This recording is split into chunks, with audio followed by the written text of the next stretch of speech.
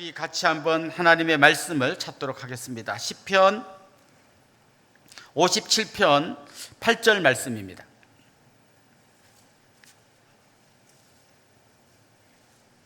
시편 57편 8절 말씀, 우리 한 절 짧은 말씀이니까 한 목소리로 같이 읽도록 하겠습니다. 내 영광아 깰지어다, 비파야 수금아 깰지어다, 내가 새벽을 깨우리로다. 아멘. 오늘 우리에게 말씀을 전해주실 목사님은 김정우 목사님이십니다. 아마 여러분도 몇 번 뵌 기억이 있으실 겁니다. 우리 목사님은 신림동에 있는 동산교회 담임 목사님으로 오래 섬기시다가 좀 조기 은퇴하시고 지금은 용인에 있는 칼빈 대학에서 우리 후배 신학도들을 가르치는 귀한 사역을 하고 계십니다. 또 원래부터 미국에서 공부를 많이 하신 박사님이기도 하시고 가르치는 그 원래 주된 과목이 기독교 윤리학인데 저는 목사님을 뵐 때마다 굳이 강의를 안 듣고 목사님과 가까이 지내면 기독교 윤리가 어떤 건지 알 수 있겠다 싶을 만큼 너무 제가 인격적으로 존경하고 따르는 귀한 목사님이십니다. 우리 목사님 나오셔서 말씀 전하실 텐데 새벽을 깨우는 기도, 이런 제목으로 말씀 전하시겠습니다. 목사님 사랑합니다. 사모하며 듣겠습니다. 우리 박수 한번 받겠습니다.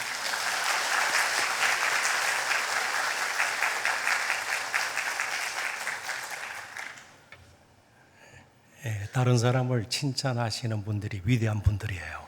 정말 좋은 분이에요. 정말 좋은 목사님이에요. 지난 성탄절 때 제가 와서 말씀을 또 여러분들하고 함께 나눈 것 같고요. 제가 맡은 주제가 오늘 기도거든요. 그럼 기도에 대해서 뭐 여러 측면에서 다룰 수가 있겠지만 저는 기도의 근본적인 본질이라 그럴까요? 핵심, 그게 뭘까? 실제로 종교 개혁자들이 정말 외친 여러 슬로건 가운데 하나가 Ad Fontes, 라틴어인데요. Back to the basic. 항상 기본으로 돌아가라. 늘 문제가 가정이든 개인의 삶이든 교회든 문제가 생겼을 때 가장 놓치기 쉬운 것이 기본이에요. 기본으로 돌아가지 않고 다른 해결책을 찾으려고 지역적인 문제에 시달리다 보면 문제는 그대로 남고 관계는 더 허물어지는 경우들이 종종 있거든요. 그래서 오늘 기도의 본질에 대해서 여러분들과 함께 좀 나누고자 합니다. 기도하는 시간 앞으로도 계속 갖게 될 테니까요. 바로 말씀을 시작할까 합니다. 2주 전쯤인가요? 서울 모처에서 아주 안타까운 살인사건이 발생했습니다. 한 40대 남성이 1살 아래 연년생이라 그러지 않아요. 남동생을 흉기로 살해를 한 것입니다. 그런데 살해 이유가 너무나도 어처구니 없는 것이었어요. 무슨 돈 문제, 상속 문제도 아니었습니다. 평소 앙금이 있던 그런 감정적인 마찰도 아니었습니다. 동생이 화장실을 너무 오래 사용하는 것에 형이 분을 내면서 다투다가 결국 친동생을 죽인 것이었습니다. 정상적인 형제 관계에서는 상상도 할 수 없는 일이죠. 아주 이상한 일 아니에요. 비정상적인 일 아니에요. 이쯤에서 우리는 한 가지 짚을 점이 있습니다.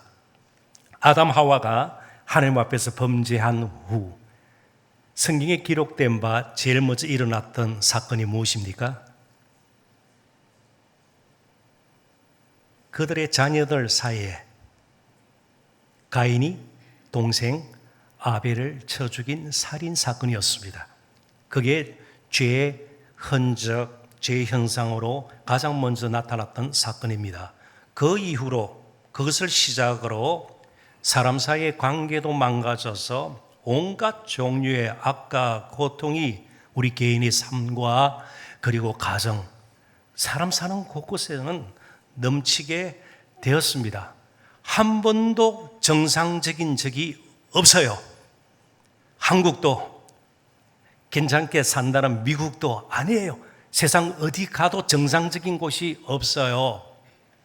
그렇기 때문에 이제 저와 여러분은 이 관계의 문제를 심각하게 생각해야 합니다. 하나님과의 관계가 단절이 되고 사람과의 관계가 삐뚤어지니까 이처럼 세상이 비정상적인 아주 이상한 곳으로 변하고 말았다는 거죠. 문제는 관계입니다.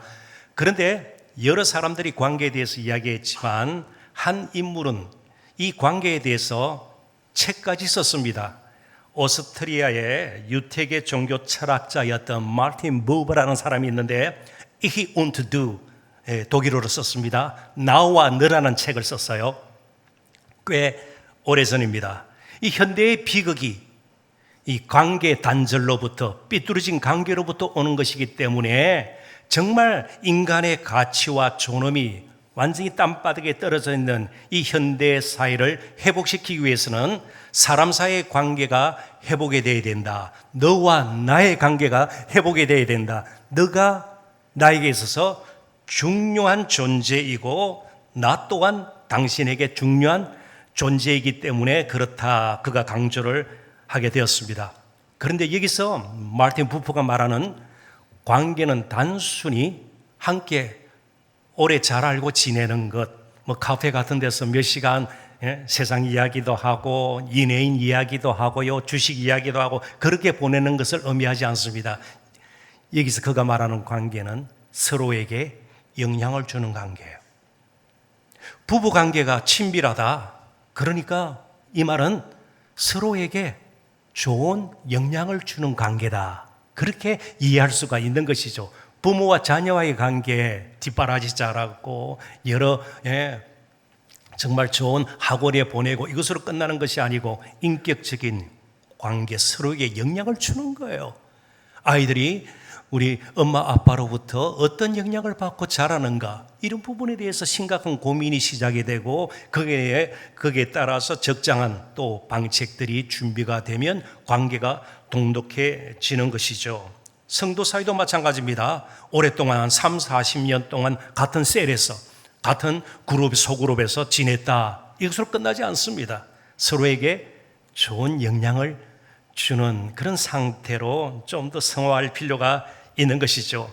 이번 특별 새벽기도의 주제가 주님, 제가 제자입니다. 그렇다면 제자는 누구의 영향을 받아야 될까요? 스승이신 예수님의 영향을 받아야 되는 것이에요. 자, 그렇다면 제자라면요, 그가 생각하는 것, 말하는 것, 행하는 것, 사는 것, 사역, 그의 일생이 예수님의 영향을 받는 것이라 그렇게 볼 수가 있는 것이죠. 자, 그렇다면 제자로서의 기도는요,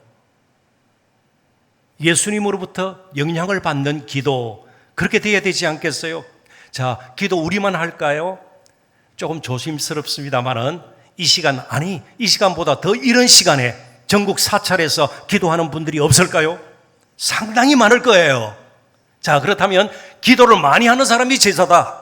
기도를 간절히 하는 사람이 제자다. 밤을 새워서 혹은 40일간 막 작정해서 기도하는 사람들이 제자다.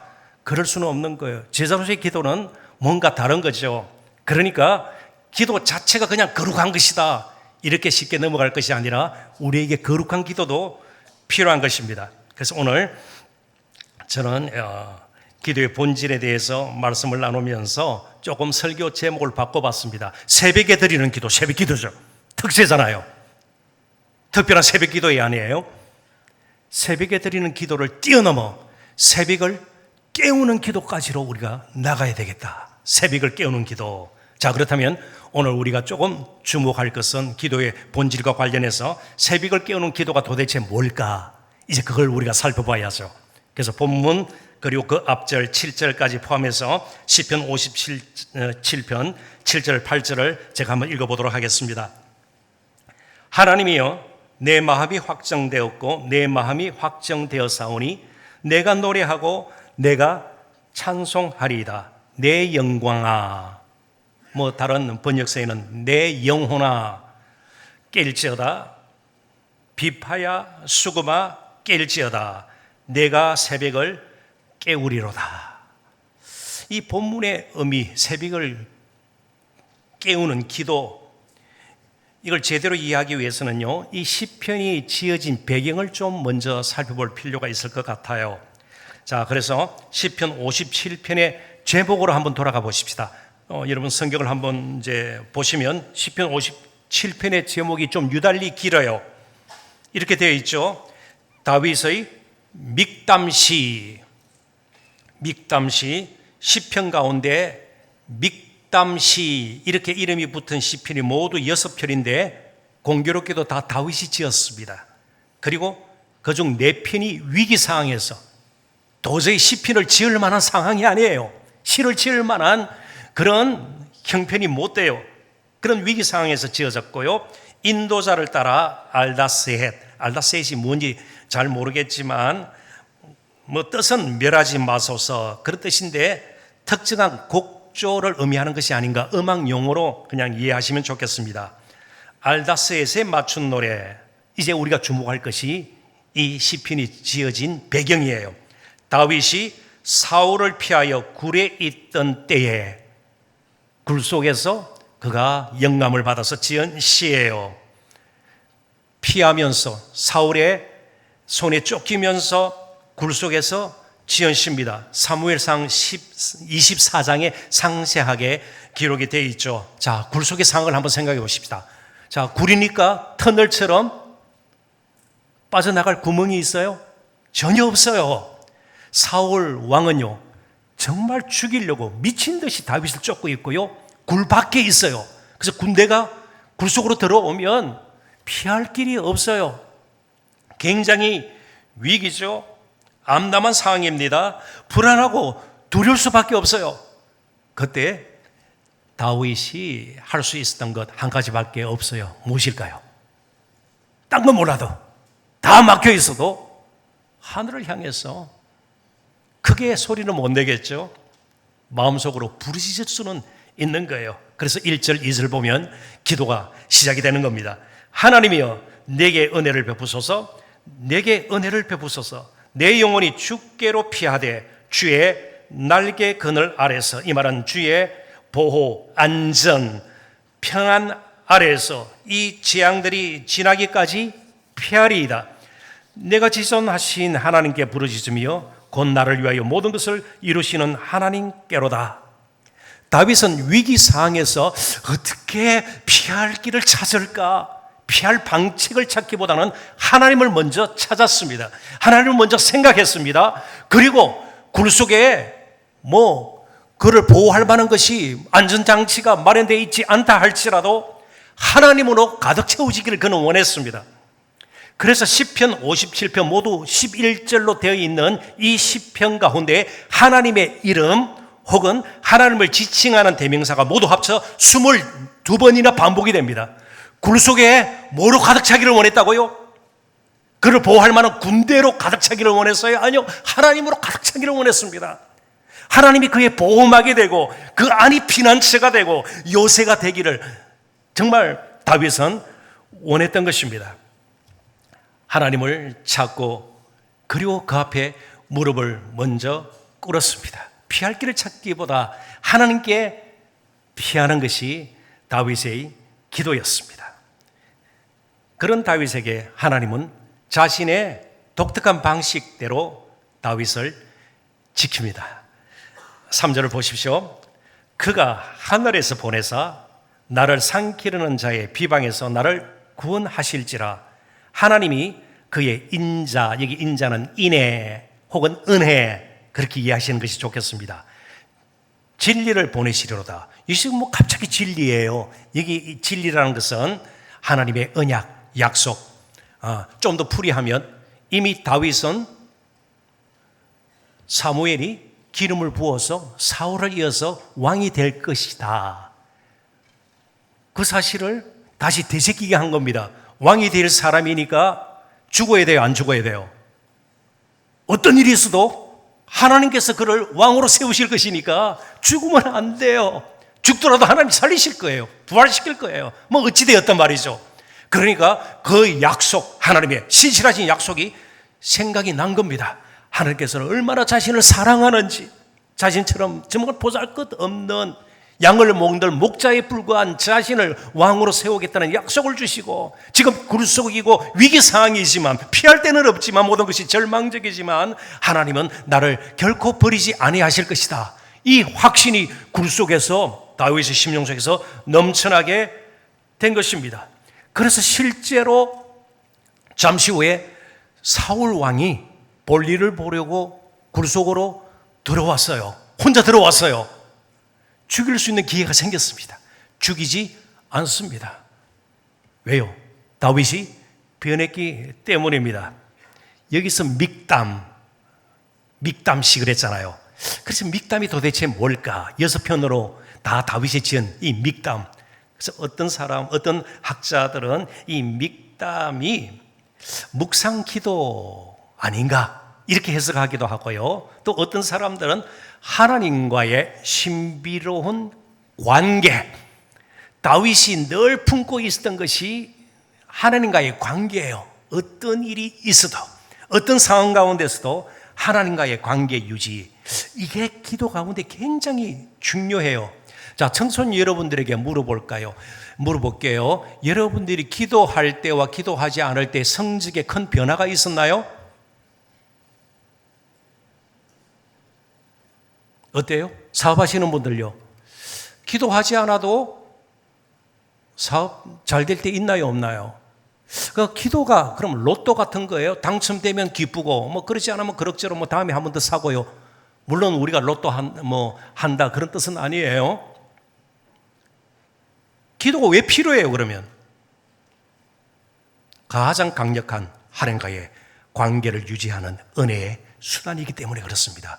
기도하지 않으면 내가 지금 살고 있는 것이 하나님의 은혜인 것조차도 잊어버려요.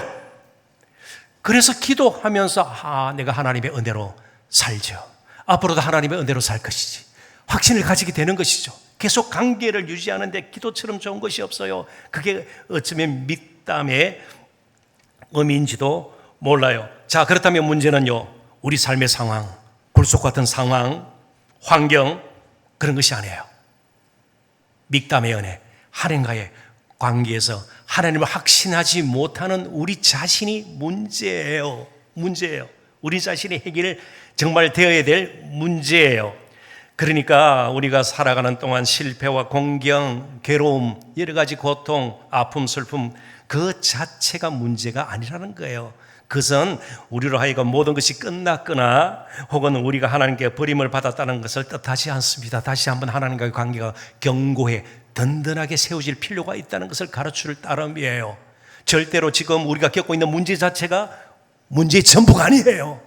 하나님을 잊고 사는 것이 문제예요. 하나님을 확신하지 못하고 하나님과 나와 어떤 관계가 있는가, 그걸 잊어버리고 사는 것이 문제입니다. 그래서 헨리 스탑이라는 칼빈주의자 신학자는 심지어 이런 말까지 남겼습니다. 하나님이 우리의 환경입니다. 한번 따라해 보시겠어요? 하나님이 우리의 환경입니다. 지금 우리를 어렵게 하고 괴롭게 하고 슬프게 만들고요, 힘들게 하는 이 환경 문제들이 근본적인 문제가 아니고요, 하나님이 나의 환경이라는 사실 자체를 잊어버리고 사는 것이 문제입니다. 이제 다시 본문으로 돌아가서 새벽을 깨운다, 이 말의 의미를 한번 살펴보겠습니다. 새벽은 이스라엘 백성들은 사물이나 어떤 지역이나 일어나는 사건들에 대해서 항상 의미를 부여했습니다. 까발레즘이라는 전문적인 용어를 쓰는데요, 그들에게 새벽은 새로움, 구원, 생명, 그리고 도움의 때를 의미합니다. 자, 그렇다면 새벽을 깨운다 이 말은요, 지금 자신이 어둠 가운데 있어요. 그러나 먼동이 트면서 점점 어둠은 물러가고 새벽이 오면서 새 날을, 새 생명을 누릴 수 있는 기회가 생기는 것처럼 하나님께서 그를 도와주셔서 나를 구원의 손으로 이끌어 주셔서 다시 찬양하게 될 것인데, 그때 더욱 크게 찬양하리라. 그게 새벽을 깨우리로다. 그게 첫 번째 의미고요. 또 다른 의미는요, 좀 더 부정적으로 새벽은 아직은 먼동이 트지 않았기 때문에 어둑어둑해요. 그래서 아직 영적으로 깨어나지 못한 사람들을 깨우는 그런 일을 내가 하나님께서 나를 구원하셔서 나를 이끄시면 그 일을 나는 계속하리라. 이걸 묶어서 풀이하면 이렇게 될 것입니다. 나 같은 사람을 불러주신, 정말 하나님이 자녀로 삼아주신, 이 기도의 자리까지, 오늘 이 자리까지 나오게 하신 하나님을 내가 어떤 상황 가운데서도 찬양하는 일 내가 잊지 아니하리라. 내 찬양이 끊이지 아니하리라. 더 나아가서 여전히 어두운 세상 가운데서 생명의 신비를 모르고 살아가는 사람들에게 내가 어디에 있든 그들을 정말 깨우쳐서 내가 빛이 되고 소금이 되어서 그들에게 생명을 전하리라. 이게 새벽을 깨우리로다. 그런 의미가 되는 것입니다. 우리가 기도할 때 늘 생각하는 것이 그 사람 기도 얼마나 하는가, 하루에 2시간 한대, 3시간 한대, 혹은 장소 어디서 기도하는가, 또 방식, 새벽에 하는가, 밤을 새워서 하는가, 금식해서 하는가, 물론 다 중요한 것들이고요. 우리가 생각해 볼 필요가 있습니다. 그런데 팀 켈러라는 목사님이 계신데요, 이미 세상을 떠나셨습니다. 그분은 기도를 이렇게 표현했습니다. 그분의 책, 기도라는 책이 아주 두꺼운 책이에요. 잘 들어보십시오. 기도는 단순히 주문이 아니라 하나님의 임재 속으로 들어가는 것입니다. 기도가 뭐라고요? 하나님의 임재 속으로 들어가는 거예요. 그러니까 가장 강력한 기도 응답은요, 하나님이 나와 함께 하시는구나, 아무것도 염려하지 말라고 말씀하시는 그분이 나의 인생을 붙들고 계시구나, 그걸 확신하는 거예요. 아무것도 변한 것이 없어요. 만나는 사람 또 만나야 돼요. 문제는 여전히 있어요. 그렇지만 내가 달라지는 거예요. 하나님을 확신하는 거죠. 하나님의 임재 안으로 들어가는 것입니다. 실제로 다윗이 변한 다윗 주위 변한 거 아무것도 없어요. 사울은 그대로 있고요. 여전히 굴 속이에요. 그런데 9절 10절에 보면 그가 이제 놀라운 고백을 합니다. 결단을 하고요, 선포해요. 9절 10절 보십시오. 주여, 내가 만민 중에서 주께 감사하오며 문나라 중에서 주를 찬송하리이다. 무릇 주의 인자는 커서 하늘에 미치고 주의 지르는 궁창에 이르나이다. 자, 이럴 정도로 새벽을 깨우는 기도를 하기 위해서는요, 다윗이 화를 당해야 될까요? 안 당해야 될까요? 당할 수가 없는 거예요. 이게 기도의 신비예요. 우리가 생각하는 문제보다 더 큰 것으로 하나님의 크심을 우리가 확신하고 나아간다면 어느새 그 문제 자체에 시달리고 괴로운 가운데서 고통받던 우리가 자유하게 되고요, 벗어나게 되는 거예요. 그리고 어느새 그 문제는 해결돼 버리는 겁니다. 실제로 다윗이 손대지 않아도 사울은 전장터에 나가서 적군의 손에 결국 죽임을 당하게 됩니다. 그리고 왕위를 이어받게 돼요. 굴 속에서 그가 죽일 필요가 없었던 것입니다. 하나님은 굴보다도 넓으시고요, 사울 왕보다도 크시고요, 하늘보다 높으신 분이십니다. 그분의 은혜와 진리가 미치지 못할 것이 없어요. 그분의 약속은 반드시 성취가 됩니다. 그리고 그분의 은혜는요, 아주 깊숙한 우리 심령 속에도 스며들어 우리로 확신으로 다시금 회복시키시는 분이세요. 우리가 일어설 수가 있는 겁니다. 다윗이 어디에 어떤 상황 가운데 있는지 아셨던 은혜의 하나님께서, 진리의 하나님께서 저와 여러분을 아십니다. 오늘 어떤 문제를 가지고 있고 우리가 어떤 형편으로 이 자리에 나와 있는지를 아십니다. 다윗의 탄식을 찬양으로 바꿔놓으셨던 하나님께서 저와 여러분의 문제를 어느새 다 해결해 주시고 새벽을 깨우는 그런 기도의 능력을 모두가 정말 경험할 수 있도록 우리를 이끌어 주실 줄 믿습니다. 데일 랄프 데이비스 목사님, 제가 이번에 설교를 종종 들었습니다. 그분이 설교한 내용 중에 이런 내용이 담겨 있어요. 하나님은 때로 침묵하시기는 하지만 아무리 기도해도 침묵하시는 것 같아요. 응답을 안 하시는 것 같아요. 하나님은 때로 침묵하시기도 하지만 결코 눈은 감지 않으십니다. 우리를 보고 계세요. 우리의 속까지 들여다보고 계세요. 그래서 다윗은 마지막 11절에서 이렇게 다시 한번 찬양합니다. 하나님이여, 주는 하늘 위에서 높이 들리시며 주의 영광이 온 세계 위에 높아지기를 원하나이다. 가장 아름다운 굴 속의 찬양이에요. 수천 명 모인 찬양대가 아니라 굴 속에서 가장 위급한 상황 가운데서 정말 죽임을 당할 수 있는 그런 상황 가운데서 아름다운 찬양을 올려드리게 되는 겁니다. 말씀을 좀 정리할까 합니다. 어떤 면에서 우리는 지금 개인적으로, 가정적으로, 교회적으로, 국가적으로, 더 나아가서 전 세계적으로 굴 속에 있는 것처럼 느끼며 살아가고 있습니다. 참 암담합니다. 어디로 가야 무엇을 해야 할지 모르고 말이죠. 문제는 겹겹이 쌓여 있죠. 하루하루가 정말 견디기 힘든 억누름 가운데서 우리가 하루하루를 또 살아내야 합니다. 끝이 보이지가 않습니다. 굴 속에 있는 것 같아요. 뭔가 우리를 얽어매고 있습니다. 그러나 우리에게 소망이 있습니다.